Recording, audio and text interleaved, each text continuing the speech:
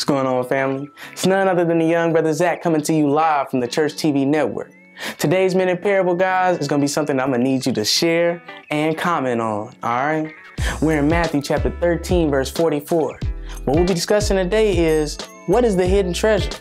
Also, why did the man cover it up?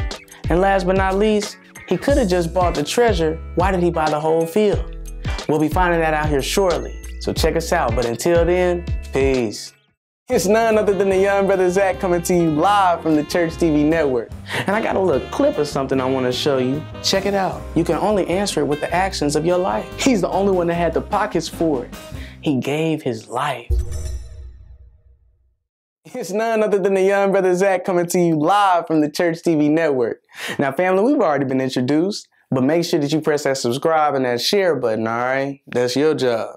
Now, my job is to get us in this word. Let's go ahead and turn to it. We're in Matthew today, chapter 13, verse 44, reading about the hidden treasure. Let's go ahead and read. And the word says, "The kingdom of heaven is like a treasure hidden in a field, which a man found and covered up. Then in his joy, he goes and sells all that he has and buys that field." Guys, we read this parable and sometimes we really just overlook it. But one thing that I do want you to understand is that the kingdom of heaven is like treasure hidden in a field.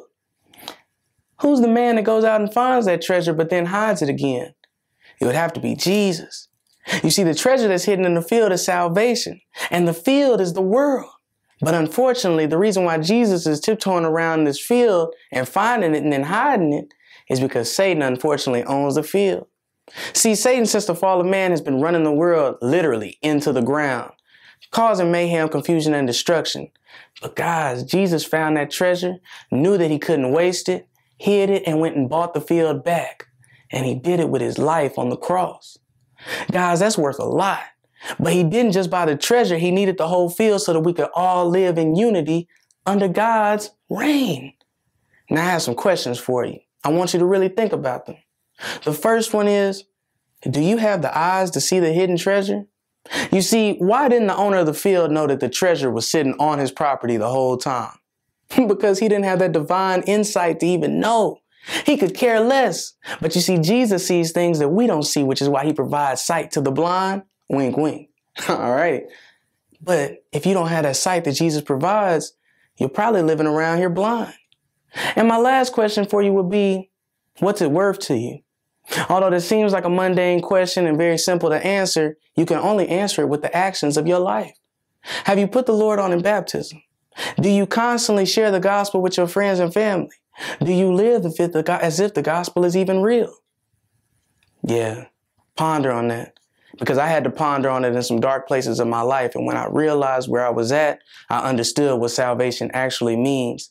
And what it means to me is that I must give my life for it and bear my cross. You can do the same. You just get in this word and you learn how. Man, don't worry about who runs the world right now. Worry about who owns the world forever. Guys, I'm not going to take all your time. But until then, I want you to trust and believe. Peace. Guys, be sure to follow us on all of our social media platforms.